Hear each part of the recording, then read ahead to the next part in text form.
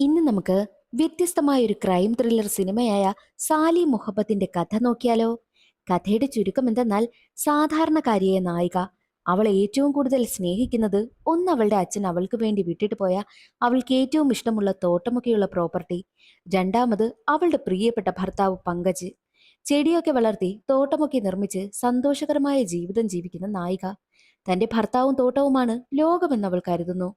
അവൾ ജീവനായി കരുതുന്ന രണ്ടും അവളുടെ കൈവിട്ടു പോയാലോ? ആ സാഹചര്യത്തിൽ അവൾ എടുക്കുന്ന തീരുമാനം എന്തായിരിക്കും എന്നൊക്കെ അറിയണ്ടേ? എങ്കിൽ നമുക്ക് വേഗം സിനിമയുടെ കഥയിലേക്ക് കടക്കാം. അതിനു മുൻപായിട്ട് വീഡിയോ കാണുന്ന കൂട്ടുകാർ വീഡിയോ ഒന്ന് ലൈക്ക് ചെയ്യാനും കമന്റ് സെക്ഷനിലെ ഹൈപ്പ് എന്നൊരു ഓപ്ഷൻ ക്ലിക്ക് ചെയ്യാനും മറക്കരുതേ. സിനിമ തുടങ്ങുമ്പോൾ തന്റെ ഭർത്താവിനൊപ്പം ഒരു ഫംഗ്ഷനിൽ പങ്കെടുക്കുവാനായി എത്തിയിരിക്കുന്ന നായികയെ കവിതയെ കാണിക്കുന്നു. മോഡേൺ സ്ത്രീകൾക്കിടയിൽ ഒരേ ഒരു സാധാരണ സ്ത്രീ കവിത മാത്രമായിരുന്നു. കവിത തന്റെ ഭർത്താവായ വിക്കി അന്വേഷിച്ചു പോകുമ്പോൾ കാണുന്ന കാഴ്ച മറ്റൊരു സ്ത്രീയോട് അടുത്തിടപഴകുന്ന വിക്കിയാണ്. അത് കണ്ടതും കവിത ഞെട്ടിപ്പോകും. കവിതയെ കണ്ടതും രണ്ടാളും മാറിക്കളയുകയും ചെയ്യും. കവിത ഒന്നും മിണ്ടാതെ വന്നിരിക്കുകയാണ്. വിക്കിയോടൊപ്പം കണ്ട സ്ത്രീയുടെ സൗന്ദര്യത്തെപ്പറ്റി മറ്റുള്ള സ്ത്രീകൾ പുകഴ്ത്തുന്നത് കേട്ട്, സൗന്ദര്യമാണ് ഒരു സ്ത്രീക്ക് അത്യാവശ്യമെന്ന് കവിത ചോദിക്കുമ്പോൾ കേട്ടുകൊണ്ടിരുന്ന മറ്റൊരു സ്ത്രീ, അത് നീ നിന്റെ ഭർത്താവിനോട് ചോദിക്കണമെന്ന് പറഞ്ഞ് വിക്കി വന്നപ്പോൾ അവർ വിക്കിയോട് ചോദിക്കും. വിക്കിയുടെ മറുപടി സൗന്ദര്യമാണ് ഇമ്പോർട്ടന്റ് എന്നായിരുന്നു. അത് കേട്ടതും കവിതയ്ക്ക് വല്ലാതെ ദേഷ്യം വരും. മറ്റുള്ള സ്ത്രീകളെയൊക്കെ വിക്കി നോക്കുന്നതൊക്കെ കവിത ശ്രദ്ധിക്കുന്നുണ്ട്. എന്നാൽ കവിത ഒരു കഥ പറയുവാനായി ആരംഭിച്ചു. ആരും കഥ കേൾക്കുവാനായിട്ട് അത്ര താല്പര്യം കാണിച്ചതേയില്ല. എന്നാലും അവൾ കഥ പറഞ്ഞുകൊണ്ടേയിരുന്നു. ആ കഥയിലെ കഥാപാത്രമായി കവിതയെ തന്നെയാണ് കാണിക്കുന്നത്. വൃക്ഷങ്ങളെ ഒരുപാട് ഇഷ്ടപ്പെട്ടിരുന്ന സ്മിത എന്ന പെൺകുട്ടി അച്ഛനോടൊപ്പം നാട്ടിൽ കൃഷിയൊക്കെ നോക്കിയിരുന്നു. ഒരിക്കൽ പങ്കജ് എന്ന ആളുമായിട്ട് സ്മിതയുടെ വിവാഹം കഴിഞ്ഞു. എന്നാലും സ്മിത അച്ഛനൊപ്പം കൃഷിയൊക്കെ നോക്കി തന്നെയാണ് ആ നാട്ടിൽ നിന്നതും. അച്ഛന്റെ മരണശേഷം സ്മിത പങ്കജിനൊപ്പം പങ്കജിന്റെ വീട്ടിലേക്ക് മാറി. പങ്കജിന്റെ വീട്ടിലും സ്മിത കൃഷിയൊക്കെ ചെയ്യുമായിരുന്നു. അതിനുശേഷം രത്തൻ എന്നൊരു പോലീസ് ഉദ്യോഗസ്ഥനെ കാണിക്കും. കാശുണ്ടാക്കുവാൻ വേണ്ടി കൈക്കൂലി വാങ്ങാൻ പോലും രത്തൻ മടിക്കില്ല. അങ്ങനെ ഇരിക്കെ ഒരു ദിവസം സ്മിതയെ നാട്ടിൽ നിന്നും അവളുടെ ആന്റി കോള് ചെയ്യും. ഈ ആന്റിയുടെ മകളായ ശാലിനിക്ക് ജോലി കിട്ടി. അവൾ അവിടേക്ക് വരികയാണ്. താമസ സൗകര്യം എവിടെയെങ്കിലും റെഡിയാക്കി കൊടുക്കണമെന്നായിരുന്നു ആന്റി പറഞ്ഞതും. അതിനെന്താ, അവൾക്ക് ഇവിടെ നിൽക്കാമല്ലോ, ഇവിടെ നിന്നുകൊണ്ട് അവൾ ജോലിക്ക് പോട്ടെ എന്നായിരുന്നു സ്മിതയുടെ മറുപടിയും. അങ്ങനെ സ്മിത ശാലിനിക്ക് വേണ്ടിയിട്ട് താഴത്തെ റൂം റെഡിയാക്കിയിടും. എന്നാൽ മറ്റൊരു വശത്ത് സ്മിതയുടെ ഭർത്താവായ പങ്കജ് ഇല്ലീഗൽ ആക്ടിവിറ്റീസ് ഒക്കെ നടത്തുന്ന ആളായ ഗജേന്ദ്രനിൽ നിന്നും ഒരുപാട് കാശ് വാങ്ങി ചീട്ട് കളിക്കുമായിരുന്നു. എല്ലാം പരാജയപ്പെടും. വാങ്ങിയ കാശ് തിരികെ കൊടുക്കുവാനായിട്ട് പങ്കജിന്റെ കയ്യിലില്ല. കാശിനു വേണ്ടിയിട്ട് ഗജേന്ദ്രൻ പങ്കജിനെ ടോർച്ചർ ചെയ്തുകൊണ്ടേയിരുന്നു. ഒരു കാര്യം ചെയ്യാം, നിന്റെ ഭാര്യയുടെ പേരിലുള്ള നാട്ടിലെ വസ്തു നീ എന്റെ പേരിൽ എഴുതിത്താ, അതിൽ കുറച്ച് കാശ് നീ എനിക്ക് തന്നാൽ മതിയല്ലോ എന്നായിരുന്നു ഗജേന്ദ്രൻ പറഞ്ഞതും. പങ്കജ് വസ്തു വിൽക്കുന്ന കാര്യം സ്മിതയോട് വന്ന് പറയും. എന്നാൽ സ്മിതയാണെങ്കിൽ അതിന് സമ്മതിക്കത്തേയില്ല. പങ്കജിന് വല്ലാതെ ദേഷ്യം വരും. മാത്രവുമല്ല, ശാലിനിക്ക് വേണ്ടിയിട്ട് സ്മിത താഴത്തെ റൂം റെഡിയാക്കിയിട്ടിരിക്കുന്നതും പങ്കജ് കാണുന്നു. കാര്യം തിരക്കുമ്പോൾ എന്റെ ആന്റിയുടെ മകളായ ശാലിനി ഇവിടേക്ക് വരുന്നുണ്ട്. അവൾക്ക് ജോലി റെഡിയായി. അവൾക്ക് വേണ്ടിയിട്ടാണ് ഞാൻ റൂം റെഡിയാക്കി ഇട്ടിരിക്കുന്നതെന്നും പങ്കജിനോട് പറയുന്നു. പങ്കജാണെങ്കിൽ പറയുന്നത്, എന്തിനാ താഴത്തെ റൂമൊക്കെ റെഡിയാക്കി കൊടുക്കുന്നത്, മുകളിലെ സ്റ്റോർ റൂം വല്ലതും റെഡിയാക്കി കൊടു, അവിടെ കിടന്നാൽ മതി എന്നായിരുന്നു പങ്കജിന്റെ മറുപടിയും. അങ്ങനെ ശാലിനിയാണെങ്കിൽ മുകളിലത്തെ സ്റ്റോർ റൂം പോയി റെഡിയാക്കും. അവിടെ ഒരുപാട് ട്രോഫികളും സർട്ടിഫിക്കറ്റും ഒക്കെ ഉണ്ടായിരുന്നു. അതെല്ലാം ഈ സ്മിതയുടേതാണ്. അങ്ങനെ സ്മിത മുകളിലത്തെ സ്റ്റോർ റൂം വൃത്തിയാക്കുവാനായി പോകും. അവിടെ ഒരുപാട് സർട്ടിഫിക്കറ്റുകളും ട്രോഫികളും ഒക്കെ ഇരിക്കുന്നുണ്ടായിരുന്നു. അതെല്ലാം സ്മിതയുടേതാണ്. സ്മിത അതെല്ലാം എടുത്തു നോക്കുന്നുണ്ട്. സത്യത്തിൽ വിവാഹത്തിന് മുൻപ് അവൾ നന്നായിട്ട് പഠിക്കുകയും ഒരുപാട് മത്സരങ്ങൾക്കൊക്കെ പങ്കെടുക്കുമായിരുന്നു. എന്നാൽ വിവാഹശേഷം ഇപ്പോൾ വീട്ടിലെ കാര്യങ്ങളൊക്കെ നോക്കി ഭർത്താവിന്റെ അടിമയായിട്ടാണ് ജീവിക്കുന്നത്. എന്നാലും അവൾക്ക് ഇഷ്ടമുള്ള കൃഷിയൊക്കെ അവൾ ചെയ്യുന്നുമുണ്ട്. സത്യത്തിൽ സ്മിതയുടെയും പങ്കജിന്റെയും വിവാഹ ജീവിതം അത്ര സുഖകരമൊന്നുമല്ല. ഫിസിക്കൽ റിലേഷനിൽ പോലും പങ്കജ് സ്വന്തം സുഖം മാത്രമേ നോക്കൂ. അതെല്ലാം അഡ്ജസ്റ്റ് ചെയ്താണ് സ്മിത ജീവിക്കുന്നതും. അങ്ങനെ അന്ന് രാത്രി ശാലിനിയെ കൂട്ടിക്കൊണ്ടു വരുവാനായിട്ട് ഒട്ടും താല്പര്യമില്ലാതെയാണ് പങ്കജ് റെയിൽവേ സ്റ്റേഷനിലേക്ക് പോകുന്നതും. എന്നാൽ ശാലിനിയെ കണ്ടതും പങ്കജ് അവളുടെ സൗന്ദര്യത്തിൽ മയങ്ങി. അതോടുകൂടി ശാലിനിയോട് അവന് ക്രഷ് തോന്നുന്നു. ശാലിനിയാണെങ്കിൽ അവരുടെ കല്യാണത്തിനാണ് അവസാനമായിട്ട് പങ്കജിനെ കണ്ടതും. പങ്കജും അതുപോലെ തന്നെയാ. എന്നാൽ ഇപ്പോൾ ശാലിനി വളർന്നു വലിയ പെൺകുട്ടിയായിരിക്കുകയാണല്ലോ. അതുകൊണ്ട് തന്നെ പങ്കജിന് നല്ല അട്രാക്ഷനും തോന്നുന്നു. ശാലിനിയെ കൂട്ടിക്കൊണ്ടു വരികയും ചെയ്യും. വീട്ടിലെത്തിയ പങ്കജ് ഉടനെ തന്നെ സ്മിതയോട് പറയുന്നത്, എന്തിനാ മുകളിലത്തെ റൂം കൊടുക്കുന്നത്, താഴത്തെ റൂം വൃത്തിയായി കിടക്കുകയല്ലേ, അവിടെ തന്നെ ശാലിനിക്ക് റൂം കൊടുക്കുവാനായിട്ടും പങ്കജ് സ്മിതയോട് പറയുന്നു. എന്തിനാണ് സ്മിതയോട് പങ്കജ് അങ്ങനെ പറഞ്ഞതെന്ന് നമുക്ക് വഴിയെ മനസ്സിലാകും. തന്റെ ഭർത്താവായ പങ്കജിന് കസിൻ സിസ്റ്ററായ ശാലിനിയോടൊരു മോഹമുണ്ടെന്ന കാര്യം പാവം സ്മിതയ്ക്ക് അറിയില്ല. അവൾ വീട്ടിലെ കാര്യങ്ങളൊക്കെ നോക്കി ജീവിക്കുകയാണ്. സത്യത്തിൽ പങ്കജിന് എപ്പോഴും ശാലിനിയെ കാണാൻ വേണ്ടിയിട്ട് മാത്രമാണ് അവളെ താഴത്തെ റൂമിൽ കിടത്തുവാനായിട്ടും പങ്കജ് പറഞ്ഞത്. അങ്ങനെ അടുത്ത ദിവസം മുതൽ ശാലിനി സ്മിതയുടെ വീട്ടിൽ നിന്നാണ് ജോലിക്ക് പോകുന്നതും. ജോലി കഴിഞ്ഞ് വരുന്ന വഴിയിൽ വെച്ച് രത്തനാണെങ്കിലോ ശാലിനിയെ കാണുന്നു. ആദ്യ കാഴ്ചയിൽ തന്നെ രത്തന് ശാലിനിയെ ഇഷ്ടമായി. നടന്നു വരുന്ന ശാലിനിക്ക് ലിഫ്റ്റ് കൊടുക്കുന്നതും രത്തനായിരുന്നു. എന്നാൽ അവളെ വീട്ടിൽ കൊണ്ടുവന്ന് ആക്കുന്നത് സ്മിത കാണും. സ്മിതയ്ക്ക് അത് കണ്ട് എന്തൊക്കെയോ വശപ്പിശക് തോന്നുന്നു. സ്മിതയാണെങ്കിൽ ഗാർഡനിൽ ഇരിക്കുന്ന സമയത്ത് സ്മിതയ്ക്ക് അടുത്തേക്ക് ശാലിനിയോട് ചോദിക്കും, നിന്റെ വീട്ടില് കല്യാണത്തിന് നിർബന്ധിക്കുന്നതേ ഇല്ലേ എന്ന് ചോദിക്കുമ്പോൾ, നിർബന്ധിക്കുന്നു, എന്നെ വല്ലാതെ അമ്മ ടോർച്ചർ ചെയ്യുകയാന്ന് പറയും. അങ്ങനെയാണെങ്കിൽ നീ എന്താ വിവാഹത്തിന് സമ്മതിക്കാത്തെ? നിനക്ക് വല്ല ലവ് അഫെയറും ഉണ്ടോ എന്ന് ചോദിക്കുമ്പോൾ, ഉണ്ടായിരുന്നു. പക്ഷേ അയാൾക്ക് അയാളുടെ ഭാര്യയാണ് വലുതെന്ന് പറഞ്ഞ് എന്നെ ഉപേക്ഷിച്ച് പോയി എന്നായിരുന്നു ശാലിനിയുടെ മറുപടിയും. അത് കേട്ടതും സ്മിത വല്ലാതെ ടെൻഷനാകുവാനായും തുടങ്ങി. കാരണം വിവാഹം കഴിഞ്ഞ ഒരാളുമായിട്ടാണ് ശാലിനിക്ക് പ്രണയം എന്നുള്ള കാര്യം സ്മിതയ്ക്ക് മനസ്സിലായി. സ്മിതയ്ക്കാണെങ്കിൽ ശാലിനിയോട് എന്തൊക്കെയോ ഒരു വശപ്പിശക് തോന്നും. ദിവസങ്ങൾ കടന്നു പോകെ രത്തൻ ശാലിനിയെ പ്രപ്പോസ് ചെയ്യും. അവൾ അത് അക്സെപ്റ്റ് ചെയ്യുകയും ചെയ്യുന്നു. എന്നാൽ അതുപോലെ തന്നെ ശാലിനി പങ്കജുമായിട്ട് ഒരു അവിഹിത ബന്ധവും മുന്നോട്ട് കൊണ്ടുപോവുകയാണ്.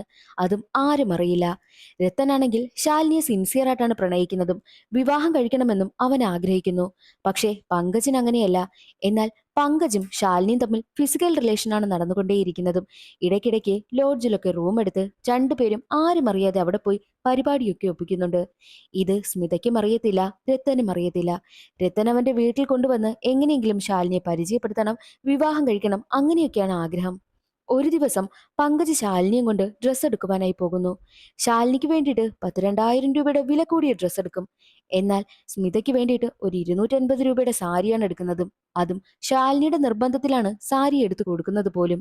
എന്നാൽ രത്തന് തന്നെ വിവാഹം കഴിക്കുവാനായിട്ട് താല്പര്യമുണ്ടെന്നും വീട്ടുകാർക്ക് പരിചയപ്പെടുത്തുവാനായിട്ട് കൊണ്ടുപോകാൻ ഇരിക്കുകയാണെന്നും ശാലിനിക്ക് മനസ്സിലായതോടുകൂടി ശാലിനിയാണെങ്കിലോ രത്തനെ അവോയ്ഡ് ചെയ്യുവാനും തുടങ്ങി. രത്തനെ ശാലിനി അവോയ്ഡ് ചെയ്യുന്നത് കൊണ്ട് തന്നെ രത്തൻ അതിൽ വല്ലാത്ത സങ്കടമായിരുന്നു. അങ്ങനെ ഇരിക്കെ ഒരു ദിവസം പുറത്തു പോയിട്ട് വീട്ടിലേക്ക് വരുന്ന സ്മിത കാണുന്ന കാഴ്ച തന്റെ ഭർത്താവായ പങ്കജും ശാലിനിയും ഫിസിക്കൽ റിലേഷൻഷിപ്പിൽ ഏർപ്പെട്ടുകൊണ്ടിരിക്കുന്നതാണ്. അത് കണ്ടതും സ്മിത തകർന്നു പോകുന്നു. അവൾ ഉടനെ തന്നെ കരഞ്ഞുകൊണ്ട് തന്റെ പ്രിയപ്പെട്ട തോട്ടത്തിലേക്ക് വരും. തോട്ടത്തിലെ ഒരു മരത്തിനെ കെട്ടിപ്പിടിച്ച് കരയുകയാണ് സ്മിത. എന്നാൽ അത് അതുവഴി പോകുന്ന തോട്ടക്കാരൻ കാണുന്നു. സ്മിതയ്ക്ക് എന്തോ പ്രശ്നമുണ്ടെന്നും തോട്ടക്കാരന് മനസ്സിലായി.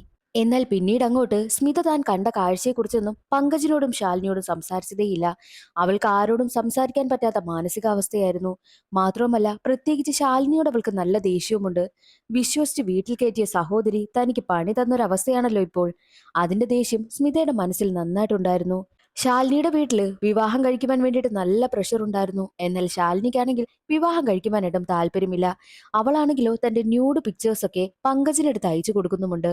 ഉറങ്ങുവാനായി കിടക്കുന്ന പങ്കജിന്റെ മൊബൈലിൽ ഒരുപാട് മെസ്സേജ് വന്നുകൊണ്ടേയിരിക്കും. അതെല്ലാം ശാലിനിയുടെ ന്യൂഡ് പിക്ചേഴ്സ് ആയിരുന്നു. പിക്ചർ കണ്ടതും ഉടനെ തന്നെ പങ്കജ് താഴെ ആരും അറിയാതെ ശാലിനിയുടെ മുറിയിലേക്ക് പോകുവാനായി ഇറങ്ങും. എന്നാൽ ഇതെല്ലാം സ്മിത ശ്രദ്ധിക്കുന്നുണ്ട്. എവിടെ പോവുകയാണെന്ന് ചോദിക്കുമ്പോൾ അത് ഞാൻ വെള്ളം കുടിക്കാൻ പോവുകയാണെന്നും പങ്കജ് കള്ളം പറയുന്നു. എന്നിട്ട് അവൻ വെള്ളവും കുടിച്ചിട്ട് നേരെ വന്ന് കിടന്നുറങ്ങും. അതുകൊണ്ട് തന്നെ ശാലിനിക്ക് വല്ലാത്ത ദേഷ്യമായിരുന്നു സ്മിതയോട്. എന്നാൽ സ്മിത ചോദിക്കുന്നുണ്ട്, നമുക്കവളെ അവളുടെ ഓഫീസിനടുത്തേക്ക് തന്നെ മാറ്റിയാലോ? അവൾക്ക് ഇവിടെ നിന്നും ഓഫീസിൽ പോകാൻ നല്ല ദൂരമില്ലേ എന്നും സ്മിത ശാലിനിയെ കുറിച്ച് പറയും. അതിന് മറുപടിയായിട്ട് പങ്കജ് പറയുന്നത്, നിന്റെ സഹോദരിയല്ലേ, നീ എന്തു വേണോ ചെയ് എന്നായിരുന്നു പങ്കജിന്റെ മറുപടിയും. അതും കൂടി കേട്ടപ്പോൾ സ്മിതയ്ക്ക് വല്ലാത്ത ദേഷ്യം വരികയും ചെയ്യുന്നുണ്ട്.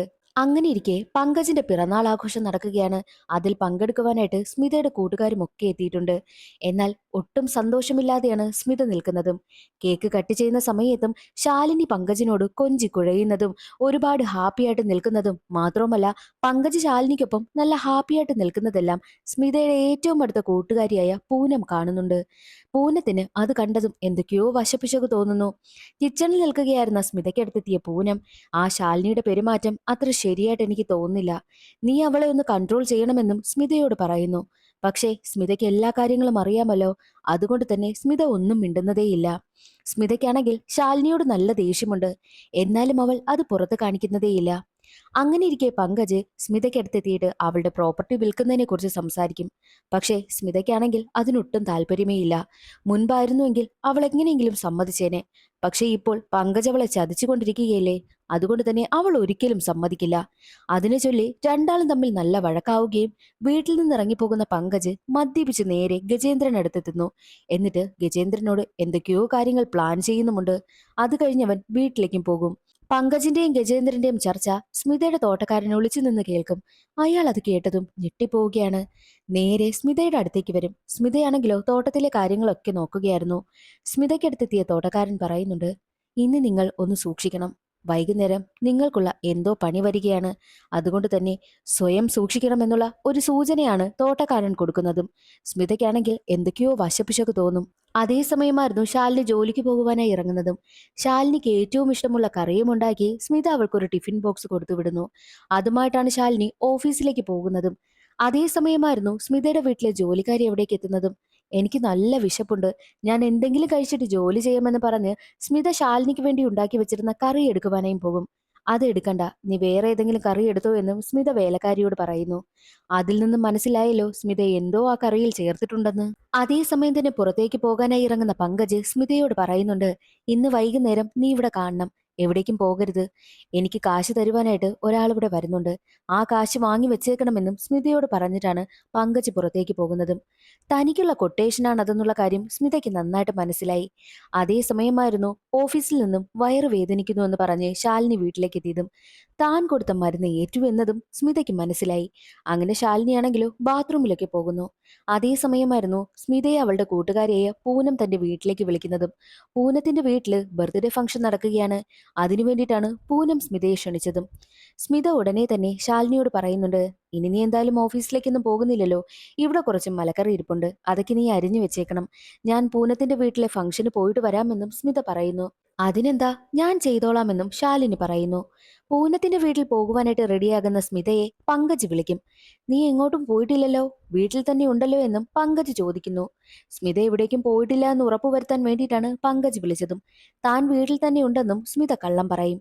അങ്ങനെ സ്മിത പൂനത്തിന്റെ വീട്ടിൽ പോവുകയും പാർട്ടിയിൽ പങ്കെടുക്കുകയും ചെയ്യുന്നു. മറ്റൊരു വശത്ത് പോലീസ് ഉദ്യോഗസ്ഥനായ രത്തൻ ഒരു കോൾ വരും. സ്മിതയുടെ വീട്ടിൽ കൊലപാതകം നടന്നു എന്നതായിരുന്നു ആ കോൾ. ഉടനെ തന്നെ രത്തനും മറ്റുള്ള പോലീസ് ഉദ്യോഗസ്ഥരും സ്മിതയുടെ വീട്ടിലേക്കെത്തി. അപ്പോൾ കാണുന്ന കാഴ്ച മരണപ്പെട്ട് കിടക്കുന്ന പങ്കജിനെയും ശാലിനിയുമാണ്. അവരുടെ രണ്ടുപേരുടെയും കഴുത്ത് ആരോ അറുത്തിരുന്നു. താൻ സ്നേഹിച്ച പെൺകുട്ടിയാണ് മരണപ്പെട്ട് കിടക്കുന്നതെന്നോർത്ത് രത്തന് വല്ലാതെ സങ്കടം വരുന്നു. വീടിന്റെ പുറകിലത്തെ ഡോർ തകർത്താണ് കൊലയാളി അകത്ത് കയറിയിരിക്കുന്നതും.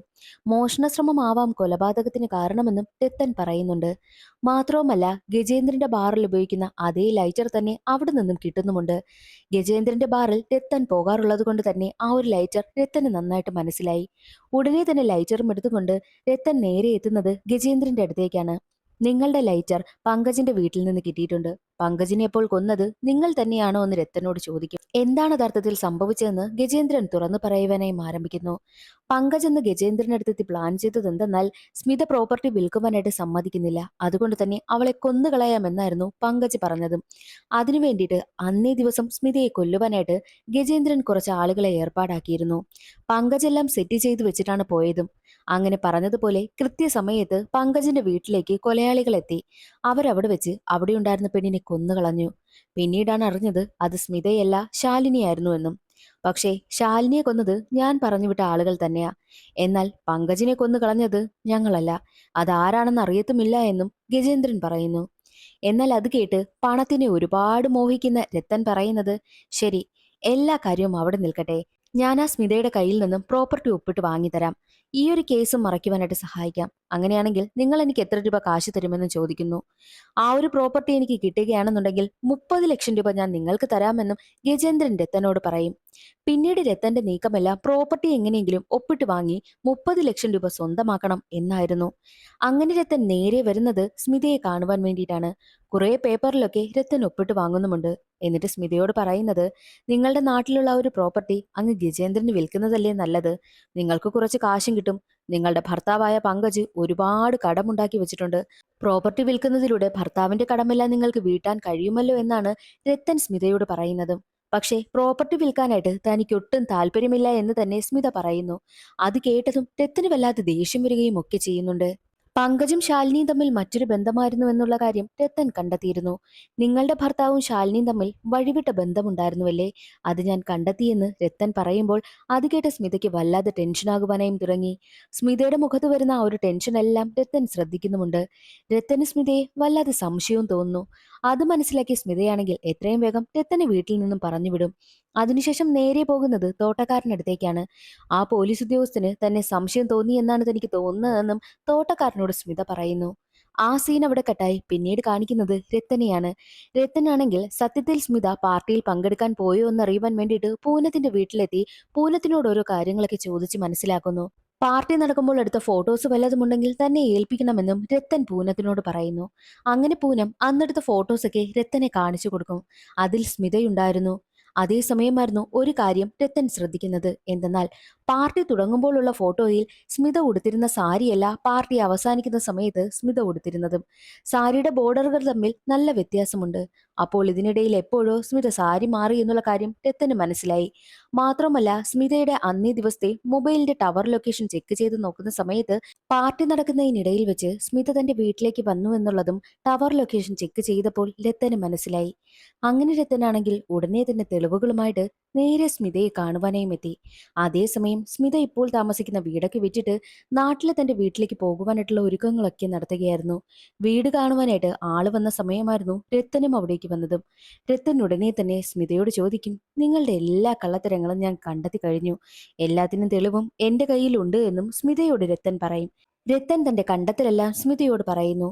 നിങ്ങളുടെ ഭർത്താവായ പങ്കജ് നിങ്ങളെ കൊല്ലുവാനായിട്ട് പ്ലാനിട്ട കാര്യം നിങ്ങൾക്ക് മനസ്സിലായി. അതുകൊണ്ട് തന്നെ നിങ്ങൾ മറ്റൊരു പ്ലാൻ ചെയ്തു. നിങ്ങളെ ഏത് ദിവസമാണോ കൊല്ലുവാനായിട്ട് നിങ്ങളുടെ ഭർത്താവ് തീരുമാനിച്ചത് അന്നേ ദിവസം തന്നെ നിങ്ങളുടെ ഭർത്താവിന്റെ ഫോൺ എടുത്ത് നിങ്ങൾ ശാലിനിയുടെ നമ്പർ ബ്ലോക്ക് ചെയ്തു. പിന്നീട് ശാലിനിയുടെ ഫോൺ എടുത്ത് നിങ്ങളുടെ ഹസ്ബൻഡിന്റെയും നമ്പർ ബ്ലോക്ക് ചെയ്തു. ഉറക്കപ്പിച്ചിലായതുകൊണ്ട് തന്നെ ശാലിനി തന്റെ ഫോണിന്റെ പാസ്വേഡ് നിങ്ങൾക്ക് പറഞ്ഞു തന്നു. അങ്ങനെയാണ് നിങ്ങൾ ബ്ലോക്ക് ചെയ്തതും. പിന്നെ ഓഫീസിൽ പോകുവാനായി ഇറങ്ങുന്ന ശാലിനിക്ക് നിങ്ങൾ കൊടുത്ത ഫുഡിൽ എന്തോ നിങ്ങൾ കലർത്തിയിരുന്നു. ശാലിനിയുടെ പോസ്റ്റ്മോർട്ടം റിപ്പോർട്ടിൽ നിന്നും അവൾക്ക് ഡയറി ഉണ്ടായിരുന്ന കാര്യവും തെളിഞ്ഞിട്ടുണ്ട്. അങ്ങനെ ആ ഒരു ഫുഡ് കഴിച്ച് വയറിന് സുഖമില്ലാതെ അവൾ നേരെ വീട്ടിലേക്ക് എത്തി. നിങ്ങൾ പ്ലാൻ ചെയ്തതുപോലെ കൃത്യമായിട്ട് നിങ്ങൾ പൂനത്തിന്റെ വീട്ടിലെ ഫംഗ്ഷനും പങ്കെടുക്കുവാനായും പോയി. ആ സമയത്തായിരുന്നു നിങ്ങളെ കൊല്ലുവാനായിട്ട് പ്ലാൻ ചെയ്ത ആൾ അവിടേക്ക് വന്നതും. അവർ ഉറപ്പായിട്ടും ശാലിനിയെ കണ്ട് തെറ്റിദ്ധരിച്ച് ശാലിനിയെ കൊന്നുകളഞ്ഞു. ഫംഗ്ഷൻ നടക്കുന്നതിനിടയിൽ വെച്ച് നിങ്ങൾ വീട്ടിലേക്ക് വന്ന് നോക്കിയ സമയത്താണ് ശാലിനി മരണപ്പെട്ട് കിടക്കുന്നത് നിങ്ങൾ കണ്ടതും. നിങ്ങൾ പ്ലാൻ ചെയ്തതുപോലെ തന്നെ കൃത്യം എല്ലാം നടന്നു. പക്ഷേ പങ്കജ് എങ്ങനെ മരണപ്പെട്ടു എന്നത് അറിയില്ല എന്നും രത്തൻ പറയുന്ന സമയത്താണ് പങ്കജ് എങ്ങനെയാണ് മരണപ്പെട്ടതെന്ന് പിന്നീട് ഒരു ഫ്ലാഷ് ബാക്ക് വഴി കാണിക്കുന്നതും. സ്മിത വീട്ടിൽ വന്ന സമയത്ത് മരണപ്പെട്ട് കിടക്കുന്ന ശാലിനിയാണ് കണ്ടത്. അതോടുകൂടി സ്മിത ആകെ തകർന്നു പോയി. തനിക്ക് ഇങ്ങനെയാണല്ലോ സംഭവിക്കാനിരുന്നത് എന്നായിരുന്നു സ്മിത ചിന്തിച്ചതും. അതേ സമയമായിരുന്നു പങ്കജ് വീട്ടിലേക്ക് വരുന്നതും. പങ്കജ് വരുന്നതറിഞ്ഞ് സ്മിത പോയി ഒളിച്ചു നിൽക്കും. അകത്തേക്ക് വന്ന പങ്കജ് മരണപ്പെട്ട് കിടക്കുന്ന ശാലിനിയെ കണ്ടു. അത് കണ്ടതോടുകൂടി ആസ്മയുണ്ടായിരുന്ന പങ്കജിന് ശ്വാസം മുട്ടുവാനായും തുടങ്ങി. അവൻ വല്ലാതെ പാനിക്കായി.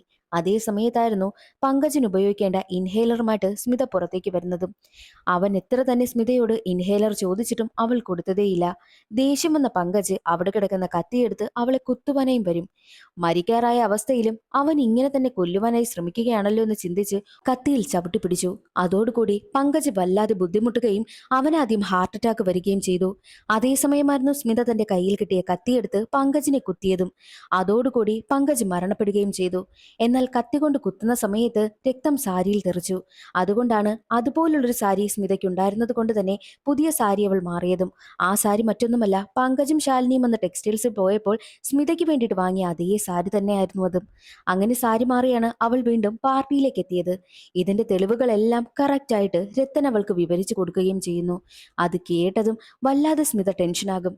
പേടിക്കണ്ട, ഞാൻ ഈ കാര്യങ്ങളൊന്നും ആരോടും പറയത്തുമില്ല. നിങ്ങളാണ് ഈ കൊലപാതകത്തിന് പിന്നിലെന്നെല്ലാം എനിക്ക് നന്നായിട്ട് അറിയാം. നിങ്ങൾ സാരി മാറിയതിന്റെ തെളിവ് ദേ ഈ ഫോട്ടോയിലുണ്ട്. രണ്ട് സാരിയുടെയും ബോർഡർ വ്യത്യാസമാണ്. മാത്രവുമല്ല ടവർ ലൊക്കേഷൻ ചെക്ക് ചെയ്യുന്ന സമയത്തും നിങ്ങളിടയ്ക്ക് വീട്ടിൽ വന്ന് പോയതിന്റെ ലക്ഷണവും ഉണ്ടായിരുന്നു. നിങ്ങൾ പേടിക്കണ്ട, ഒരു കാര്യം ചെയ്, ഞാൻ ഈ കേസിൽ നിന്നെല്ലാം നിങ്ങളെ വെറുതെ വിടാം. നിങ്ങളുടെ നാട്ടിലുള്ള ആ ഒരു പ്രോപ്പർട്ടി എന്റെ പേരിൽ എഴുതി തന്നാൽ ഈ ഒരു പ്രശ്നമെല്ലാം ഞാൻ പരിഹരിച്ചു തരാമെന്നും രത്തൻ പറയുന്നു. ഇതേ സമയം കവിത പറയുന്ന കഥകളെല്ലാം കേട്ടുകൊണ്ടുന്ന സ്ത്രീകൾ ചോദിക്കും, സത്യത്തിൽ സ്മിത ആ ഒരു പ്രോപ്പർട്ടി രത്തൻ എഴുതി കൊടുത്തോ? അതിന് മറുപടിയായിട്ട് വേറെ വഴിയില്ലാതെ അവൾക്ക് ആ പ്രോപ്പർട്ടി എഴുതി കൊടുക്കേണ്ടി വന്നുവെന്നും കവിത പറയുന്നു. അങ്ങനെ പ്രോപ്പർട്ടിയൊക്കെ എഴുതി കൊടുക്കുന്നതിന്റെ പേപ്പറെല്ലാം റെഡിയാക്കി വെച്ചിരിക്കുകയാണ്. മാത്രവുമല്ല, സ്മിത തന്റെ ഇപ്പോൾ താമസിക്കുന്ന വീടും മറ്റൊരാൾക്ക് വിറ്റിരുന്നു. അതുകൊണ്ട് തന്നെ വീട്ടിലെ സാധനങ്ങളെല്ലാം പാക്ക് ചെയ്ത് വെച്ചിരിക്കുകയാണ്. വേലക്കാരികളെയും വീട്ടിൽ നിന്ന് പറഞ്ഞു വിട്ടു. അതേസമയം തന്നെയായിരുന്നു രത്തൻ തന്റെ അച്ഛനോടും അമ്മയോടും താനൊരു കല്യാണത്തിന് പോവുകയാണെന്നും കുറച്ചു ദിവസം കഴിഞ്ഞേ വരൂ എന്ന് പറഞ്ഞിട്ടാണ് വീട്ടിൽ നിന്നും ഇറങ്ങുന്നതും. കാരണം രത്തന്റെ പേരിൽ സ്മിത ഒരു പ്രോപ്പർട്ടി എഴുതി കൊടുത്താൽ അതിന് കുറച്ച് പേപ്പർ വർക്ക്സ് ഒക്കെ ഉണ്ട്. അത് തീർക്കുവാനായിട്ട് കുറച്ച് ദിവസം എടുക്കുന്നത് കൊണ്ടാണ് കള്ളം പറഞ്ഞിട്ട് അവൻ വീട്ടിൽ നിന്ന് ഇറങ്ങുന്നതും. എന്നിട്ട് നേരെ വരുന്നത് ഗജേന്ദ്രനടുത്തേക്കാണ്. സ്മിത എന്റെ പേരിൽ പ്രോപ്പർട്ടി എഴുതി തരും, ഞാനത് നിങ്ങൾക്ക് തരാം, പക്ഷേ എനിക്ക് 4 കോടി രൂപ തരണമെന്നായിരുന്നു രത്തൻ ആവശ്യപ്പെട്ടതും. ഗജേന്ദ്രനും അതിന് സമ്മതിക്കും. അതിനുശേഷം നേരെ അവൻ വരുന്നത് സ്മിതയുടെ വീട്ടിലേക്കാണ്. സ്മിതയാണെങ്കിലോ അവന് വേണ്ടിയിട്ടുള്ള പേപ്പറെല്ലാം റെഡിയാക്കി വെച്ചിരുന്നു. മാത്രമല്ല, രത്തന് കുടിക്കുവാൻ വേണ്ടിയിട്ട് ചായയും ഒഴിച്ചു വെച്ചിട്ടുണ്ട്. നിങ്ങൾ തരുന്ന ചായ കുടിക്കാൻ ഞാൻ മണ്ടനാണോ? നിങ്ങൾ ശാലിനിയുടെ ആഹാരത്തിൽ എന്തോ കലക്കി കൊടുത്താണ് അവൾക്ക് ആകെ പ്രശ്നമായതും. അതെനിക്കറിയാവുന്നത് കൊണ്ട് നിങ്ങൾ തരുന്ന ചായ ഞാൻ കുടിക്കില്ല എന്നും രത്തൻ പറയുന്നു. എവിടെ പേപ്പറുകളൊക്കെ എന്ന് ചോദിക്കുമ്പോൾ നിങ്ങളുടെ മുന്നിലിരിക്കുന്നുവെന്നും സ്മിത പറയും. അങ്ങനെ രത്തൻ ഓരോ പേജും നാവിൽ തൊട്ട് മറിച്ച് മറിച്ച് പോവുകയാണ്. അതേസമയം തന്നെ രത്തനാണെങ്കിൽ ഒരു വശം തളർന്നു പോവുകയാണ്. അവന് സംസാരിക്കുവാനേയും കഴിയുന്നില്ല, കൈയും കാലും ഒന്നും അനങ്ങുന്നില്ല. കാരണം എന്തെന്നാൽ രത്തനാണെങ്കിൽ അങ്ങനൊരു ശീലമുള്ള കാര്യം അവൾക്ക് നന്നായിട്ട് അറിയാമല്ലോ. അതുകൊണ്ട് തന്നെ സ്മിതയും തോട്ടക്കാരനും ചേർന്ന് അവരുടെ തോട്ടത്തിൽ ഒരു വിഷച്ചെടി വളർത്തിയിരുന്നു. അതിന്റെ പൂവിന് നല്ല വിഷമുള്ളതാണ്. ആ പൂ വരച്ച് ഓരോ പേപ്പറുകളിലായിട്ടും അവൾ തേച്ചിരുന്നു. അതൊരു ശകലമെങ്കിലും ഉള്ളിൽ പോയി കഴിഞ്ഞാൽ ആള് തളർന്നു പോകും. അതുകൊണ്ടാണ് അവൾ രത്തന് കൊടുത്ത ആ ഒരു പേപ്പറിൽ അതെല്ലാം തേച്ച് വെച്ചിരുന്നതും. അതറിയാതെയാണ് രത്തൻ പേപ്പർ കൈകൊണ്ടെടുത്തതും. അങ്ങനെ രത്തനാണെങ്കിൽ മുഴുവനായും തളർന്നു പോയല്ലോ. അതേസമയമായിരുന്നു തോട്ടക്കാരൻ അവിടേക്ക് വരുന്നതും. വീട് അന്നേരത്തേക്കും അവൾ വിറ്റിരുന്നു. വീട് വിറ്റ 65 ലക്ഷം കാശുമായിട്ടാണ് തോട്ടക്കാരൻ എത്തിയിരുന്നത്. കാശ് സ്മിതയുടെ കയ്യിൽ ഏൽപ്പിക്കുമ്പോൾ സ്മിത ചോദിക്കുന്നുണ്ട്, ഇയാളുടെ കാര്യം ഇനി എന്ത് ചെയ്യും? ഞാൻ നോക്കിക്കൊള്ളാമെന്നും തോട്ടക്കാരൻ പറയുന്നു. അങ്ങനെ സ്മിത വീട് വിറ്റ കാശുമായിട്ട് ട്രെയിൻ കയറുവാനായി പോകും. അതേസമയം തോട്ടക്കാരനാണെങ്കിലോ തളർന്നിരിക്കുന്ന രത്തനെ ഒരു ചാക്കിൽ കെട്ടി പുഴയിൽ കൊണ്ടുവന്നിടും. അങ്ങനെ സ്മിത ട്രെയിനിൽ കയറുവാനായി പോകുന്ന സമയമായിരുന്നു അതേ ട്രെയിനിൽ നിന്നും രത്തന്റെ കൂട്ടുകാരനായ ദീപു വന്നിറങ്ങുന്നതും. ദീപുവിനോട് ഇതിനെല്ലാം പിന്നിൽ സ്മിതയാണെന്നുള്ള കാര്യം രത്തൻ പറഞ്ഞിരുന്നു. എന്നാൽ സ്മിത കയറുന്ന സമയമായിരുന്നു ദീപു ഇറങ്ങിയതും. ദീപുവിനെ സ്മിത കണ്ടിരുന്നു. പക്ഷേ ദീപു സ്മിതയെ കണ്ടില്ല. അതിനു മുൻപായിട്ട് അവൾ ട്രെയിനിലും കയറി. അങ്ങനെ അവൾ മറ്റൊരു സ്ഥലത്തേക്ക് പോയി പുതിയൊരു ജീവിതവും ആരംഭിച്ചു. ഈ കഥകളെല്ലാം കവിത പറഞ്ഞുകൊണ്ടിരിക്കുകയാണല്ലോ. കവിത പറഞ്ഞ കഥ കേട്ട് അവിടെയുള്ളവരെല്ലാവരും ഞെട്ടിയിരിക്കുകയാണ്. നിങ്ങൾ പറഞ്ഞത് സൗന്ദര്യമാണ് എല്ലാത്തിന്റെ അടിസ്ഥാനമെന്നല്ലേ? പക്ഷേ ഇത്രയും കാര്യങ്ങൾ ചെയ്ത, അതും ഇത്രയും ബുദ്ധിപരമായ ഓരോ കാര്യങ്ങൾ ചെയ്ത സ്മിതയും സൗന്ദര്യമൊന്നും ഉണ്ടായിരുന്ന ആളല്ല. അവളും സാധാരണ സ്ത്രീയായിരുന്നു. സാധാരണ സ്ത്രീകൾക്കിടയിൽ ജീവിച്ച സ്മിതയാണ് ഇത്രയും കാര്യങ്ങൾ ചെയ്തതെന്നും എല്ലാവരോടും പറയുമ്പോഴോ അതെല്ലാം കേട്ട് ആർക്കും മറുപടിയൊന്നുമില്ലായിരുന്നു. എന്നാൽ അതേ സമയം തന്നെ കവിതയുടെ ഭർത്താവായിട്ടുള്ള വിക്കി ഞെട്ടി നിൽക്കും. കാരണം എന്തെന്നാൽ വിക്കിക്ക് കവിതയെ നല്ല സംശയമുണ്ട്. ഈ പറഞ്ഞ സ്മിത തന്നെയാണോ കവിത എന്ന്. കാരണം എന്തെന്നാൽ അന്ന് സ്മിത അവിടെ നിന്നും ട്രെയിനിൽ കയറി പുതിയൊരു ജീവിതം ആരംഭിക്കുവാനായും പോയല്ലോ. അതേ ട്രെയിനിൽ തന്നെയായിരുന്നു വിക്കിയും ഉണ്ടായിരുന്നത്. വിക്കി എന്ന് സ്മിതയെ പരിചയപ്പെട്ടു. പക്ഷേ സ്മിതയാണെങ്കിലോ കവിത എന്ന പേരിലാണ് തന്നെ പരിചയപ്പെട്ടതും. പുതിയ പേരിൽ പുതിയ ഐഡന്റിറ്റിയിലാണ് ട്രെയിനിൽ വെച്ച് വിക്കിയെ പരിചയപ്പെട്ടതും. അങ്ങനെ വിക്കിയെ കല്യാണം കഴിച്ച് വിക്കിയുടെ ഭാര്യയായി കവിത എന്ന പേരിലാണ് സ്മിത ജീവിക്കുന്നതും. അതെല്ലാം ഇപ്പോൾ ഈ കഥയിൽ നിന്നും വിക്കിക്ക് മനസ്സിലായി. അപ്പോൾ ഈ പറഞ്ഞ സ്മിത തന്റെ ഭാര്യയായ കവിത തന്നെയാണെന്നും വിക്കിക്ക് മനസ്സിലായി. അതോടുകൂടി കവിതയും കൂട്ടിക്കൊണ്ട് വിക്കി അവിടെ നിന്ന് പോകുവാനായി ഇറങ്ങുന്ന സമയമായിരുന്നു അതേ ഫംഗ്ഷനിൽ പങ്കെടുക്കുവാൻ വേണ്ടിയിട്ട് ദീപു അവിടേക്ക് വരുന്നതും. ആ പാർട്ടിയിൽ പങ്കെടുക്കുന്ന ഒരാളുടെ സഹോദരനായിരുന്നു ഈ ദീപു. ദീപുവിന്റെ കയ്യിൽ നിറയെ ഫ്രൂട്ട്സ് ഉണ്ടായിരുന്നു. എന്നാൽ ദീപുവിനെ കണ്ടതും കവിത വല്ലാതെ ടെൻഷനാകുവാനായും തുടങ്ങി. അതേസമയം തന്നെയായിരുന്നു ദീപുവിന്റെ കയ്യിൽ നിന്നും ഒരു ഫ്രൂട്ട് തറയിൽ വീഴുന്നതും. ഫ്രൂട്ട് എടുക്കുവാനായിട്ട് ദീപു കുനിഞ്ഞ സമയമായിരുന്നു അവനെ പാസ് ചെയ്ത് കവിത അവിടെ നിന്ന് പോകുന്നതും. അതുകൊണ്ട് തന്നെ കവിതയുടെ മുഖം, അതായത് സ്മിതയുടെ മുഖം ദീപുവിന് കാണാനും കഴിഞ്ഞില്ല. അതുകൊണ്ട് തന്നെ ഒരുവിധം രക്ഷപ്പെട്ട വിധമാണ് കവിത അവിടെ നിന്ന് പോകുന്നതും. വീട്ടിലെത്തി ഡ്രസ്സൊക്കെ മാറുവാനായിട്ടിരിക്കുന്ന കവിതയെ തന്നെ നോക്കിയിരിക്കുകയാണ് വിക്കി. അന്നേ ദിവസം ട്രെയിനിൽ കയറിയ അതേ സ്മിത, ആ സ്മിത തന്നെയാണ് ഇപ്പോൾ തന്നോടൊപ്പമുള്ള കവിത എന്ന് വിക്കിക്ക് മനസ്സിലായിട്ടുണ്ട്. അന്നവൾ കൊണ്ടുവന്ന ആ ഒരു 65 ലക്ഷം രൂപ, ആ കാശ് വെച്ചാണ് ഇന്ന് വിക്കിയും കവിതയും ഇത്രയും നല്ല നിലയിൽ ജീവിക്കുന്നത്. അവളുടെ കാശ് കൊണ്ടാണ് താൻ ഇങ്ങനെ ആയതെന്നുമൊക്കെ വിക്കി ചിന്തിക്കുന്നു. വിക്കി അവളെ തന്നെ നോക്കിയിരിക്കുകയാണ്. അതേസമയം തന്നെയായിരുന്നു അവരുടെ വീട്ടിലേക്ക് ആരോ വരുന്നതും. ചെന്ന് നോക്കുമ്പോൾ കാണുന്ന കാഴ്ച അവളെ കാണുവാൻ വാങ്ങുവാൻ വേണ്ടിയിട്ട് ആ പഴയ തോട്ടക്കാരൻ തന്നെ വന്നിരിക്കുകയാണ്. തോട്ടക്കാരനെ കണ്ടതും കവിതയ്ക്ക് ഒരുപാട് സന്തോഷമായി. ഏത് ചെടിയുടെ പൂ വരച്ചിട്ടാണ് രത്തനെ കൊന്നുകളഞ്ഞത്, അതേ ചെടി തന്നെ തോട്ടക്കാരൻ ഇപ്പോൾ കവിതയ്ക്ക് കൊണ്ടുവന്ന് കൊടുക്കും. കവിത അത് സന്തോഷത്തോടു കൂടി വാങ്ങുകയാണ്. ഇനി വിക്കിയുടെ അവസ്ഥ എന്താകുമോ എന്തോ. വിക്കിയും ചതിക്കുകയാണെങ്കിൽ രത്തന്റെ അവസ്ഥ തന്നെയാണ് വിക്കിക്കുമെന്ന സൂചനയാണ് ആ ചെടി അവൾ ഏറ്റുവാങ്ങുന്നതിൽ നിന്നും. മറ്റൊരു വശത്ത് രത്തനെ കാണിക്കുന്നു. അന്ന് പുഴയിൽ നിന്നും രത്തനെ കുറച്ചുപേർ രക്ഷിച്ച് ഹോസ്പിറ്റലിലേക്ക് കൊണ്ടുവന്നത് കൊണ്ട് തന്നെ രത്തൻ ഇപ്പോൾ വീൽ ചെയറിലാണ്. അവനാണെങ്കിൽ അനങ്ങാൻ പോലും കഴിയുന്നില്ല, കൈയും കാലും അനക്കാനും കഴിയുന്നില്ല, സംസാരിക്കുവാനും കഴിയുന്നില്ല. അവന്റെ കാര്യങ്ങളൊക്കെ ഇപ്പോൾ നോക്കുന്നത് ദീപുവാണ്. ദീപു ഇടയ്ക്കിടയ്ക്ക് രത്തനെ കാണുവാനായും വരും. എന്നാൽ രത്തനാണെങ്കിലോ തന്റെ ഈ ഒരു അവസ്ഥയ്ക്ക് കാരണം സ്മിതയാണെന്ന് എഴുതിയൊക്കെ കാണിക്കുവാനായും ശ്രമിക്കുന്നുണ്ട്. രത്തനാണെങ്കിൽ ഓരോ വാക്കുകളും എഴുതുവാനായും ശ്രമിക്കും. കഷ്ടപ്പെട്ടവൻ എസ് എന്ന് എഴുതുന്നു. പക്ഷെ അത് ദീപുവിന് മനസ്സിലാകുന്നില്ല. നീ എത്രയും വേഗം റെഡിയാകും, അതിനുള്ള കാര്യങ്ങളെല്ലാം ഞങ്ങൾ ചെയ്യുന്നുണ്ട് എന്നും ദീപു രത്തനോട് പറഞ്ഞിട്ട് അവിടെ നിന്ന് പോവുകയാണ്. എന്ന് രത്തന് സംസാരശേഷി തിരിച്ചു കിട്ടുന്നോ അന്ന് മാത്രം കവിത എന്ന പേരിൽ ഒളിഞ്ഞിരിക്കുന്ന സ്മിതയുടെ കാര്യം പുറത്താകും. അതുവരെ മാത്രമേ സ്മിതയ്ക്ക് ഒളിച്ചിരിക്കാൻ കഴിയൂ എന്ന് സൂചിപ്പിച്ചുകൊണ്ട് ഈ ഒരു സിനിമയുടെ കഥ അവിടെ അവസാനിക്കുന്നു. ഇന്നത്തെ ഈ ഒരു വീഡിയോ എല്ലാവർക്കും ഇഷ്ടമായി എന്ന് കരുതുന്നു. ഇഷ്ടമായാലൊന്ന് സപ്പോർട്ട് ചെയ്യാൻ മറക്കല്ലേ. അടുത്ത വീഡിയോയിൽ കാണാം. അതുവരെ എല്ലാവർക്കും ബായ്.